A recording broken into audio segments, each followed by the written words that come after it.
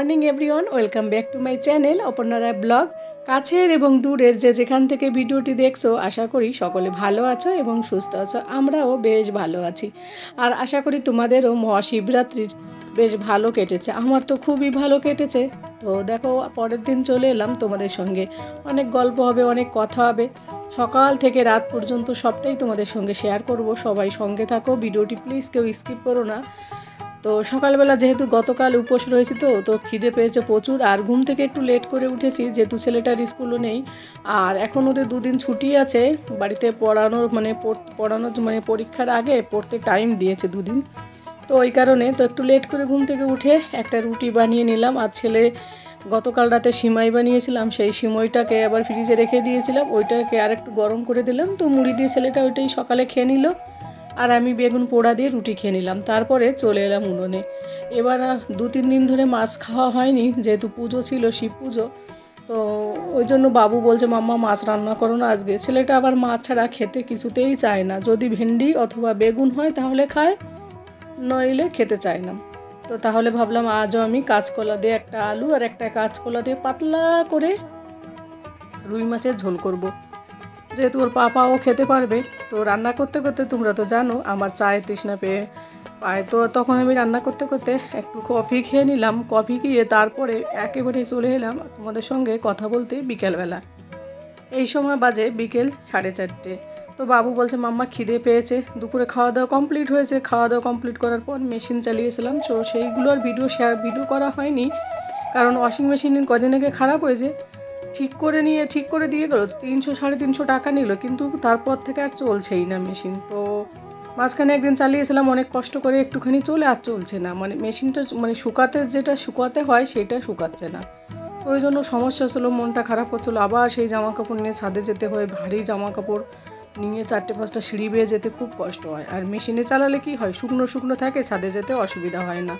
ওই কারণে মনটা খারাপ করলো। ওর পাপা আবার ফোন করলো আসতে, সে পরে ফোন তুললো, বললো যে আজকে না কাল আসবো। এবার কাল আসে দেখি কি হয়। আর এদিকে দেখো ছেলেটা বলছে মাম্মা আমি ওকে ব্রেড বানালে, জানো তো, ডিম দিয়ে ব্রেড বানালে 2টো দিই, কিন্তু ও 4টে খাবে। তো ওর খিদে পেয়েছে, যেহেতু আর ছেলেটা ভাত খেতে চায় না, একটু ভাত খায়, তো তার জন্য ওকে 4টে ব্রেড বানিয়ে দিলাম। তারপর কিছুক্ষণ পর ওর পাপা এলো। ওর পাপা বলছে কি, 2 দিন ধরে ও তো, তোমরা তো জানো, পেটটা বেশি ভালো না। তো ডক্টর দেখিয়ে একবার ফোনে কথা বলে ওষুধ নিয়েছে। তো আজ আমি ওকে জবরদস্তি বললাম চলো দুজনে তাহলে হসপিটালে চলো, ছেলেটাকে আবার নিয়ে আসিনি, যেহেতু ঠান্ডা লাগবে আর স্কুটিতে। তো ইসিএলের হসপিটালে গিয়েছিলাম। তো ওখান থেকে ডক্টর আবার একটু ওষুধ দিল, অন্য ডক্টর দেখালো আর কি। তো সেই ওষুধ নিয়ে দুজনে বাড়ি ফিরছিলাম, আর রাস্তার পরিবেশটা বেশ ভালো লাগছিল আমার আর কি, তাই তোমাদের সঙ্গে একটু শেয়ার করলাম। তো ওষুধ নিয়ে সেগুলো তো আর ভিডিও করা হয়নি। তো তারপরে আমরা বাড়ির দিকে যাচ্ছি, ছেলেটা রয়েছে ঘরে, যেহেতু সময় লাগলো না, 10 মিনিটের মধ্যে চলে এলাম বাড়ির কাছে এই হসপিটাল। আর এই দেখো চলেও এসেছি, পুকুরের পাশে আসা মানেই বাড়ির পাশে আসা।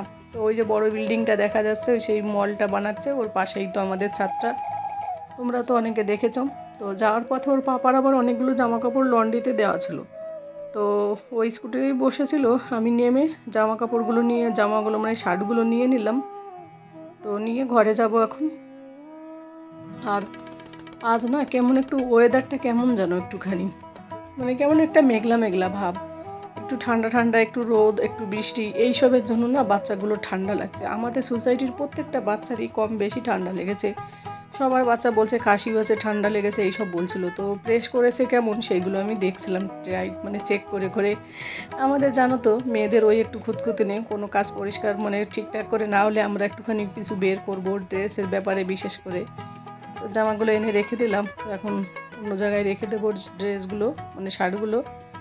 তারপরে ফিরে এলাম তোমাদের সঙ্গে রাতের বেলা। টিফিন করা হলো, তো হালকা কিছু, একটু অ্যাপেল খেলেও ও বেশি কিছু খেতেই চাইলো না, যেহেতু পেটের অবস্থাটা বেশি ভালো না। তো তারপরে চলে এলাম, দেখো দুপুরবেলা থালা বাসন ধোয়া হয়নি, ওই ওয়াশিং মেশিন নিয়ে জামা কাপড় নিয়ে এতটা এসে পড়ে গেছিলাম না, আর ইচ্ছা করেনি কোনো কাজ করতে। তো তার জন্য সেই থালা বাসনগুলোই রাতের বেলা ধুয়ে নিচ্ছে।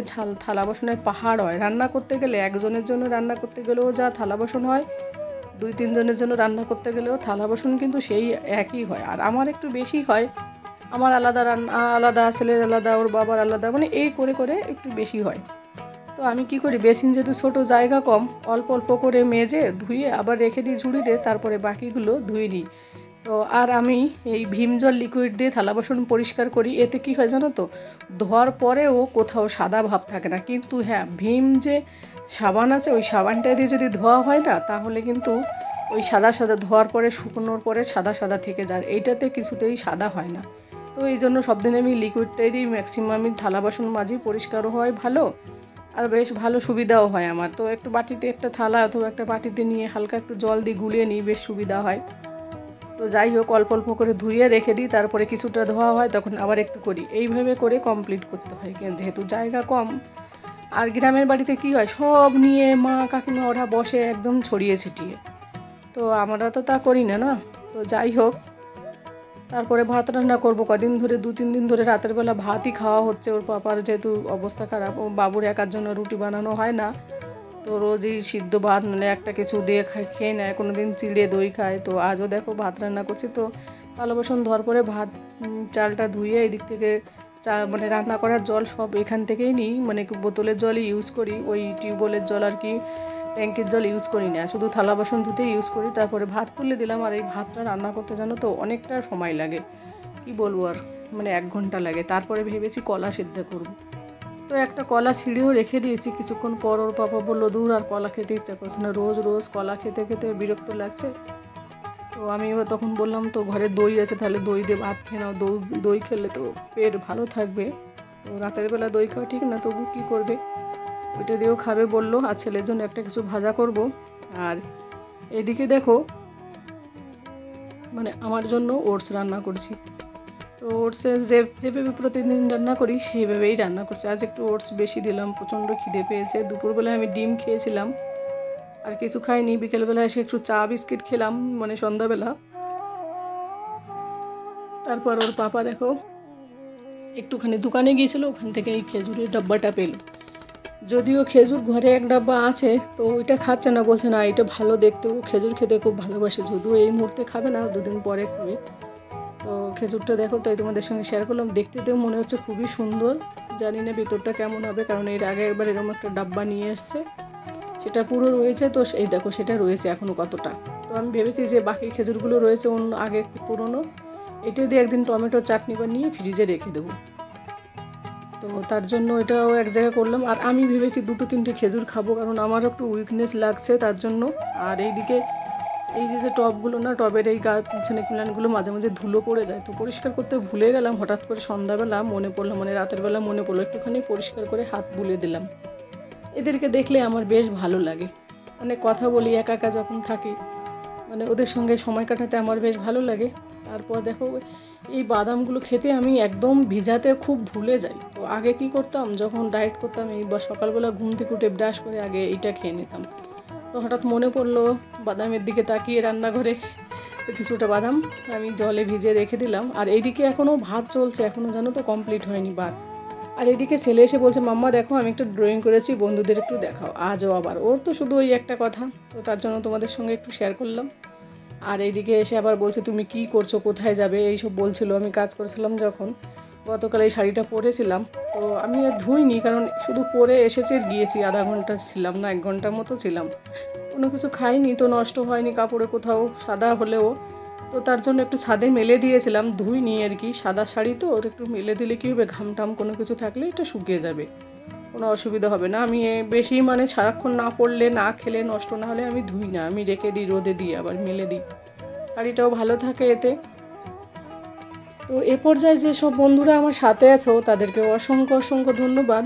আর নতুন বন্ধুরা যদি প্রথমবার ভিডিওটি দেখো, যদি আমার এই ভিডিওটির কোথাও কোনো অংশ তোমাদের ভালো লাগে, তাহলে আমার এই ছোট্ট চ্যানেলটির পাশে তোমরা থেকে যেও, আমার চ্যানেলটিকে সাবস্ক্রাইব করে দিয়ে আর পাশে থাকা বেল আইকনটি প্রেস করে দিও, তাহলে প্রতিদিন আমি যে ভিডিওগুলো দেবো সেগুলো সবার আগে তোমাদের কাছে পৌঁছে যাবে। আর দেখো, এই শাড়িটা আমার খুবই প্রিয়, কারণ এতটা সফট, পরলে মনে হয় মানে এত সুন্দর গায়ে জড়িয়ে থাকে না, বিশেষ করে গরমের দিনে পূজা পার্বণের সময় খুব ভালো লাগে। যদিও সাদা শাড়ি আমার আরও আছে, কিন্তু সবথেকে প্রিয় আমার এই শাড়িটা, একদম নরম। তো যাই হোক, এটাকে ভাঁজ করে এবার রেখে দেবো ওর জায়গা মতো। আর ছেলেটারও পড়া ওই দিক দিয়ে মনে হয় কমপ্লিট হয়ে আসছে প্রায়, ওদেরকেও খেতে দেবো। ভাত যদিও এখনও হয়নি, আর হয়তো কিছুক্ষণ টাইম লাগবে। তো যাই হোক বন্ধুরা, ভিডিওটা আর বড় করবো না। তোমরা এতক্ষণ ধরে আমার সাথে আছো, তার জন্য অসংখ্য অসংখ্য ধন্যবাদ নতুন পুরাতন সকল বন্ধুদের।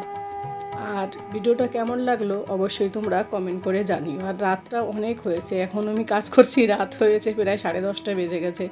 ও যেহেতু কালও সকাল লেট করে উঠবে, যেহেতু একটু পড়ার চাপ আছে, একটু পরীক্ষা যেহেতু, তো একটু পড়াতে হচ্ছে ওকেও একটু করে। ওর পাপা পড়াচ্ছে এখন রাতের বেলা, দিনের বেলা আমি পড়িয়েছিলাম, তো ওর পাপা পড়াচ্ছিল, মাঝে মাঝে আমিও গিয়েছিলাম কাছে।